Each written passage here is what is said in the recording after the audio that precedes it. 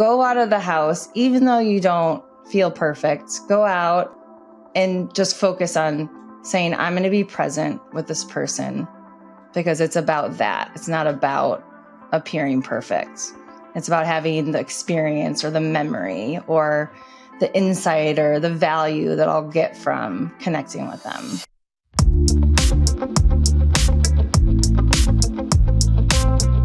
Welcome to the Seismic Shift podcast, where we explore the seismic shifts that are shaking up the way that we live and the way that we work. And I am so excited to introduce you to the amazing Bridgett Brown. Bridgett and I met in Detroit at an Impact 11 conference. We both kind of went into this speaking boot camp with eyes this big. And thankfully, we were put in the same cohort together and we just bonded immediately. And she inspires me. She lifts me up. She's an amazing human. And the topic today, she's a mother and a wife and a former Ford model for 20 years. She's the CEO of the Beyond Beauty Project, which is the topic for today. As I've explained on this podcast, I'm trying to kind of figure out what are the seismic shifts that are shaking up the way we live and the way that we work, and what can we do? And beauty is one of those seismic shifts. And so Bridgett is just a beautiful expert on how to live, redefine, deconstruct with all of her experiences as a model, and then now as a mom of a daughter, and what she's doing with her movement. And she's going to explain much more. So let's dive in. Welcome, Bridgett Brown. Oh, that was such a beautiful intro. Thank you so much. I'm so excited to chat today. I just love you. Because I love you because you're such a beautiful person. I mean, I'm way excited for those who definitely connected. We immediately connected. I'm like, who are you? We're going to be friends. Who are you? We're going to be friends. That is exactly how it began in Detroit, Michigan at an Impact 11. My hometown, by the way. Yes, exactly. And I had lived in Michigan too, and we connected over that, and I hadn't been back in years. And so as you know, my research is in connection, and I'm trying to help people connect at a more meaningful level. And the first way that I feel you do that is by sharing your story so that people know who you are. So can you share with the listeners your story, Bridgett? Tell us about you. I can.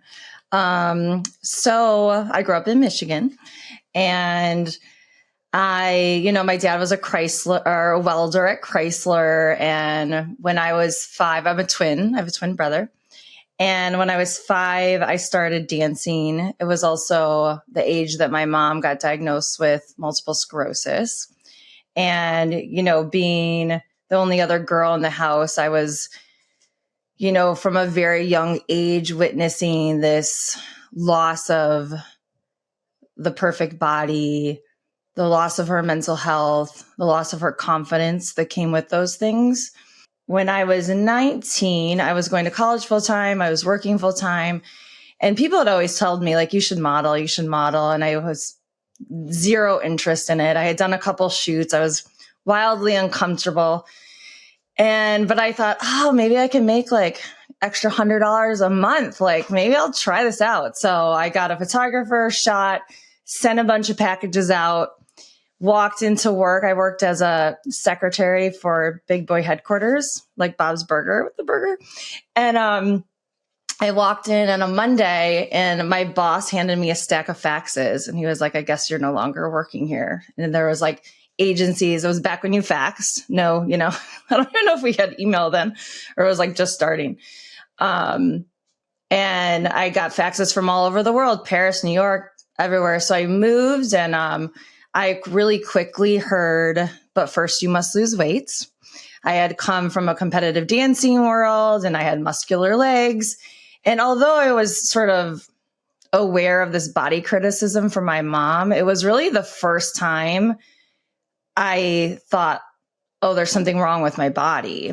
And, then I spent years around, I was, you're almost in like I equate it to like a science lab. Like you're in like with all these models that are also striving for perfectionism, right? Which is really, we're disconnected from ourselves.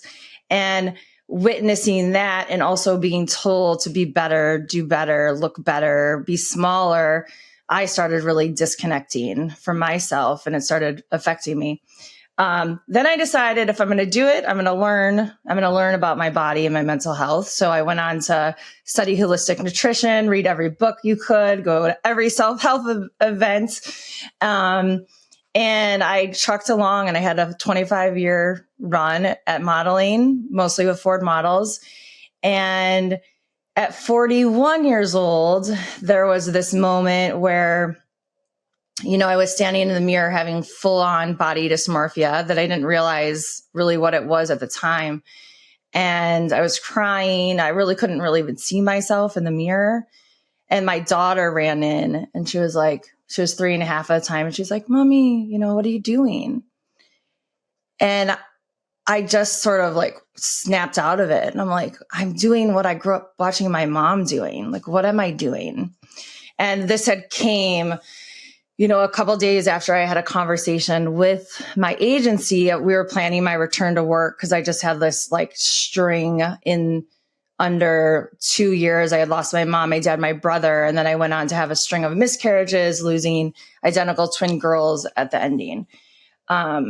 So that was really my moment of feeling my lowest, lots of, suicide ideation thoughts. And I thought if I could go back to work and I could fit into those jeans and I could be perfect, that I could have some sort of normalcy in my life, because everything had changed so drastically.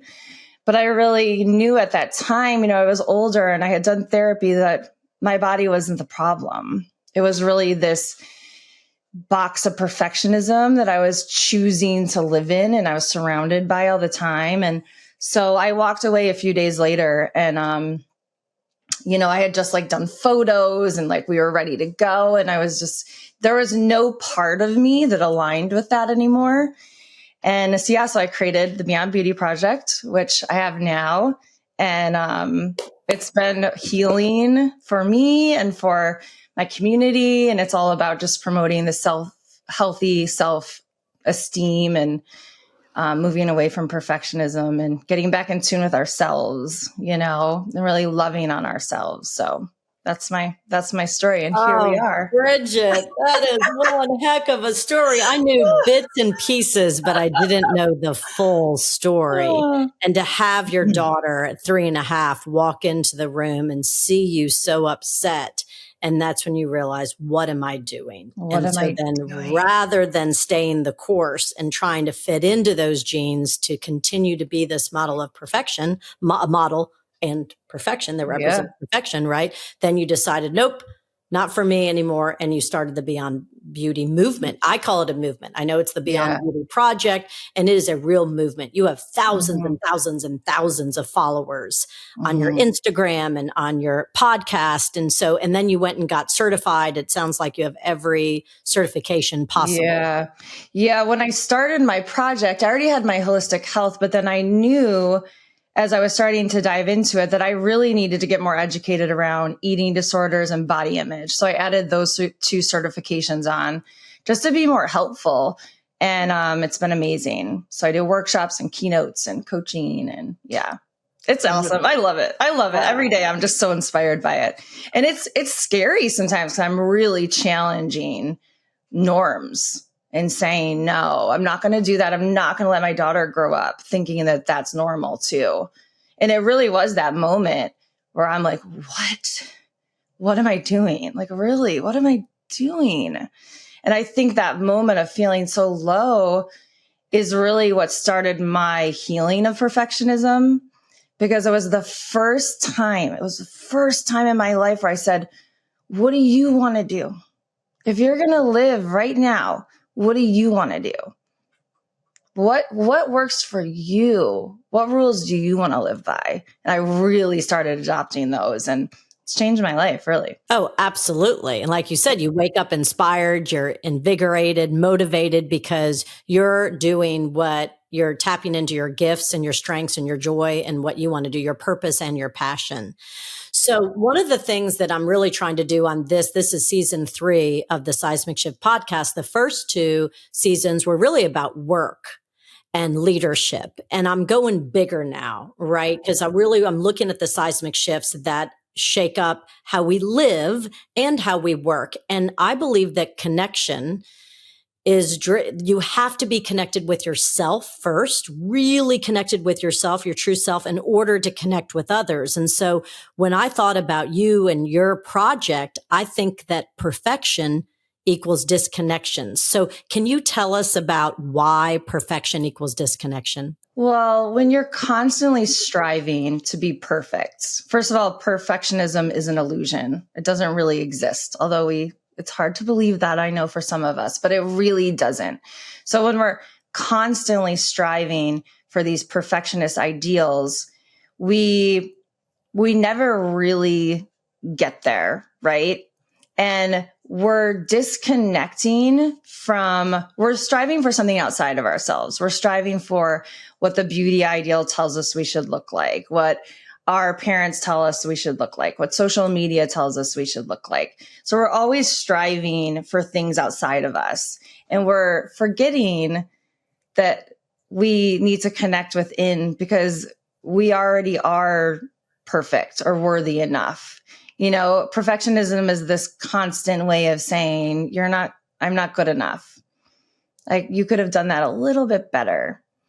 And it really keeps you disconnected. I almost say, like, we're living outside of our bodies, especially in the social media world now with all the selfies, and we're constantly looking at ourselves and the filtering. It's like we really have come away from just really connecting with our true selves. And our true selves it's beautiful. It's unique. Yes. I was just having this conversation. My marketing person is here with me, Allie Barnes, and she's amazing.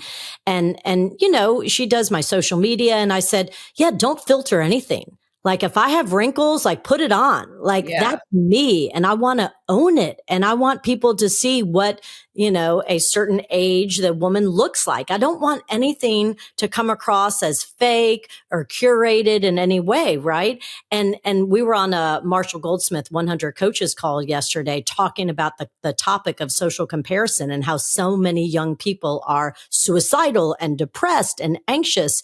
And they termed it the compare despair. Compare and despair. Compare despair, that they're constantly comparing themselves, thinking that everybody has the perfect life because everybody looks perfect on Instagram, and therefore they're not perfect. And why can't they? And it's this horrible vortex that we're all in, not just the younger generation. We're all in it now.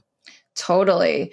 I think that there's been a nice shift in the beauty world with, like, the body positivity movement and, like, the demand for representation and diversity in our media.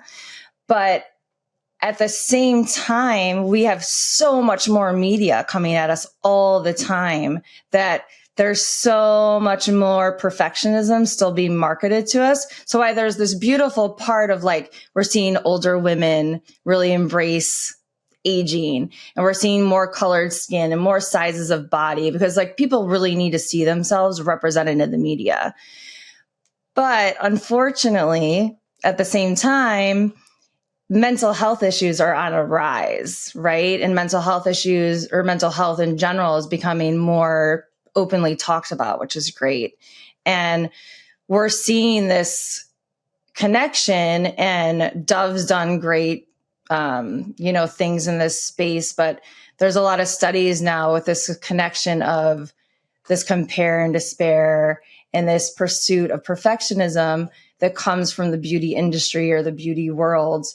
And it's really causing a lot of harm, especially to our youth, from everything from anxiety, depression, body dysmorphia, eating disorders, to suicide, So I think that this flawlessness of the beauty ideal that's existed forever has expanded, but there's always this trending perfectionism. Right now, Kim K is running the show on that. And it's, we can be fooled for a second to think, oh, we're allowed to have some curves now, but it's packaged very perfect, Now you also if you can take out a rib, that would be great.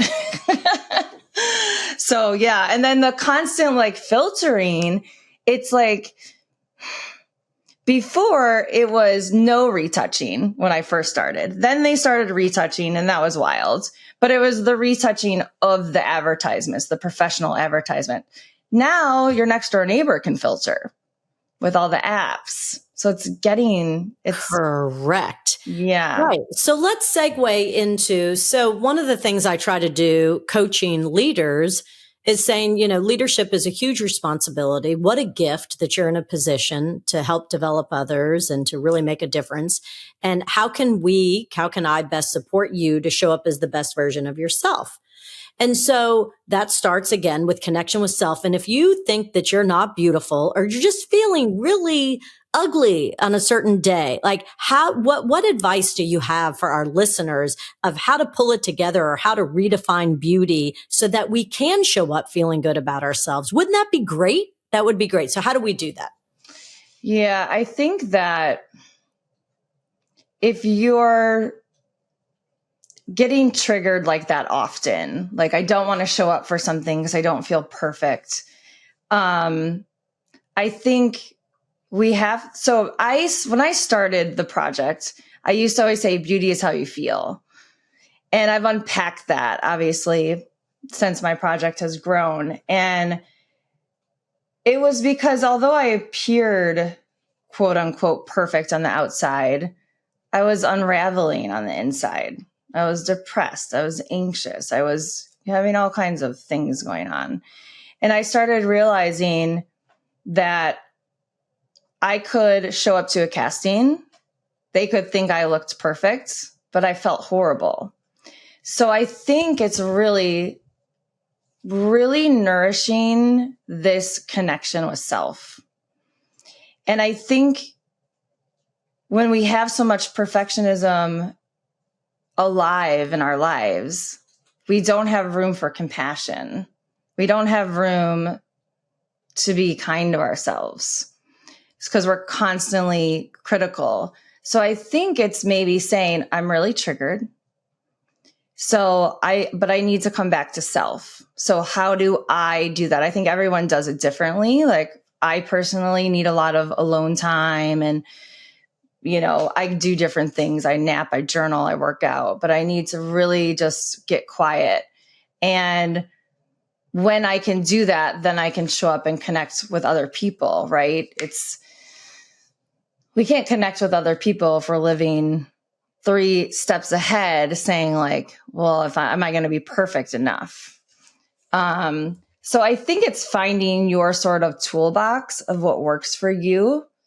And it's also practice, go out of the house, even though you don't feel perfect, go out and just focus on saying, I'm going to be present with this person because it's about that. It's not about appearing perfect. It's about having the experience or the memory or the insight or the value that I'll get from connecting with them. Oh, that is beautiful. What great advice for our listeners to think about. Yeah, because we all have bad days. We all have bad mornings where we wake up and we're just not feeling good and not feeling confident. And yet we still need to go out in the world. You're right. And connection has so much to do with initiating. I'm on a mission now, as you know, to help build cultures of connection because that's what we need. We need more belonging, and people are just not in the habit anymore of initiating as much. Well, if we're not feeling good about ourselves, then we're not going to initiate, right? And so it's coming to terms. I love the advice that you shared of it, I'm being triggered, and what can I do to kind of restore? Is it alone time? Is it a nap? Is it a walk? Is it cuddling with my dog? Is it journaling? Is it doing gratitude? What can I do to kind of restore a little bit so that I can then go out and like you said, be present and just initiate. And I found Juan Martin, he was the global president of Kind Bars, and he was in my book, The Seismic Shift in Leadership. And the whole so I guess what they were trying to do at Kind Bars is not just sell bars, but they wanted to make the world a kinder place. And they Mm-hmm. found that 3 acts of kindness cascaded. So one act of kindness Yeah. cascaded into 3, which had this multiplier effect. And I love that you use the word kind, Bridgett, that we just have to show more compassion and kindness to Mm-hmm. ourselves and stop comparing and just say, why don't I show up in the world, try to be kind to others, try to be present for others, be more of a, I guess, a servant leader and make it about others, kind of getting out of your Yeah. own headspace. Well, volunteering is a great way to do this. Like if you're really stuck in a cycle, go help somebody, call your grandma, take her grocery shopping, actually find a volunteer center that you can help at. I guarantee it'll get you out of your head, out of this perfectionism mind, and just really focused on connection.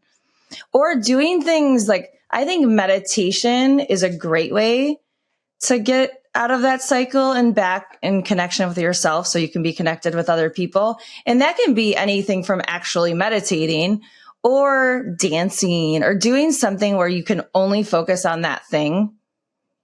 Otherwise, you're going to like fall over your feet, you know? Oh, I love that. Yes, Mm-hmm. yes, and yes. So when I think about, again, what we can do as coaches and as speakers to help people live more meaningful lives, to get more meaningful connection, to be able to show up as the best versions of themselves, if they're really struggling with beauty and they're thinking, talk to us about how you have redefined beauty.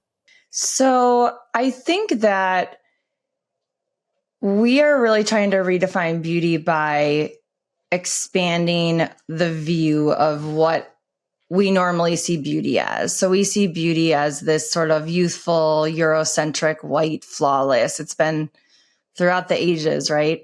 So one way you can expand your view of beauty yourself is start to really notice more beauty around you. And one of the ways you can do this is by sort of curating your social media feed.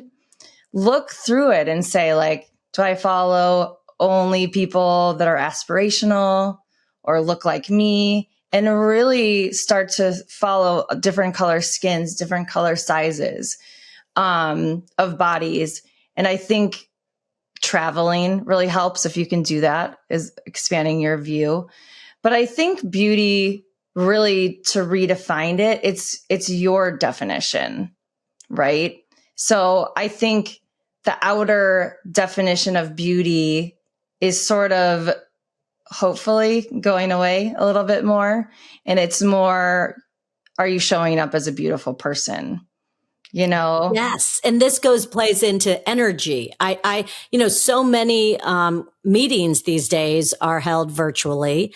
And yet it's a known fact that you can feel somebody's energy even on a Yeah. virtual call, right? Yeah. And so maybe it's looking at beauty as, can I show up energized, or can I show up with an energy that will help others rather than an energy that takes away, right? There's something about Mhm. energy and mindset. Yeah. So that's why the whole beauty is how you feel, right? So if you feel good physically, mentally, spiritually, you feel more beautiful. You really do. It goes back to how I could appear looking perfect or, perfectly beautiful. But if I didn't feel that way, it didn't really matter. And it stopped my connection with others, right? It stopped me experiencing the world. I lived on the sidelines of my life for a long time doing that. When you were in Paris, is that when, yeah, tell us, like, I think I've seen some of your videos on how much weight you had to lose and how many lettuce leaves that people ate in one day and what that era of the top models was like when you were living in Paris. Will you share just a little bit with us? Oh, yeah. Yeah. I definitely lived through the whole like heroin chic, you know, anorexia era, the Kate Moss, nothing tastes as good as skinny feels, which is interesting that I say beauty is how you feel. But it was just no curves, no hips. I mean, you were emaciated. And that was really when a lot of these trend diets, like the Atkins diet and all that stuff, was really trending. So, lots of smoking. It was just, there was nothing cooler than being thin. But can you imagine everybody's mental health? I mean, we were all just struggling. And if you saw a girl that you thought did it naturally, you were like, of course she can do it naturally. Like, what's wrong with me? And there was just more like shame, and it was just a setup, right, to make yourself feel bad about yourself. So yeah, we were always getting measured. We'd get measured like just out in the open at the agency, just super, embarrassing. And I hated going in the agency because I just didn't know what was going to happen. Are they going to measure me? Are they going to, It just sounds toxic. It just sounds so toxic. So toxic. I was around a lot of eating disorders. When we lived in Miami, we almost had it was an apartment building, but just a lot of models lived in the building. And it was just like,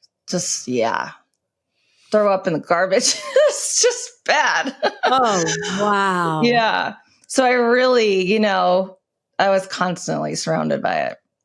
Oh, well, I'm so grateful, Bridgett, that even though it was such a low moment in your life, I'm so grateful your daughter walked in when she did. Yeah. And you were able to say, I have gifts and I want to help and I want to redefine beauty and a beyond beauty project. So thank you for spearheading this movement. Thank you for making a difference.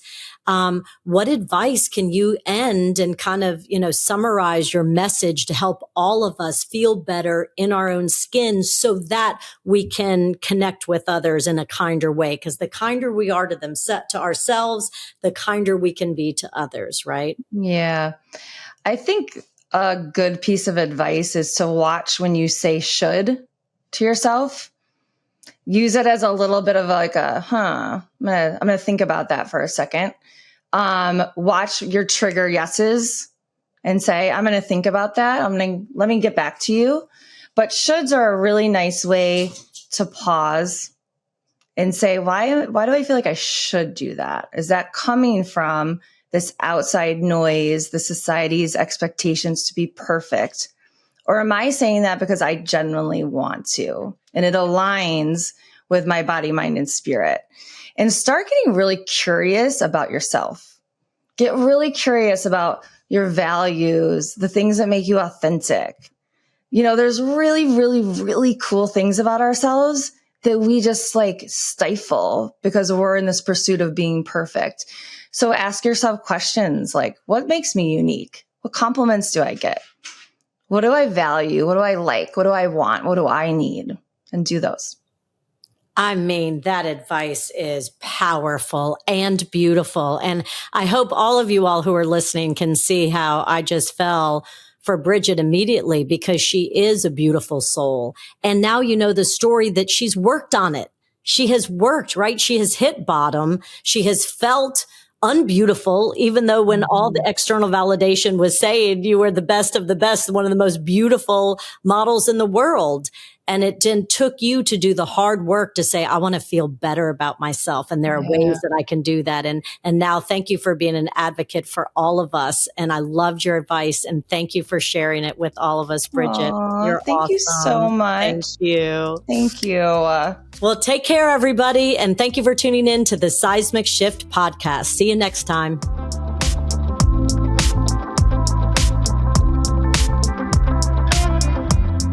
Thank you for joining us on the Seismic Shift. And before you go, can I ask one favor of you? Do you mind sharing today's episode with a leader you know?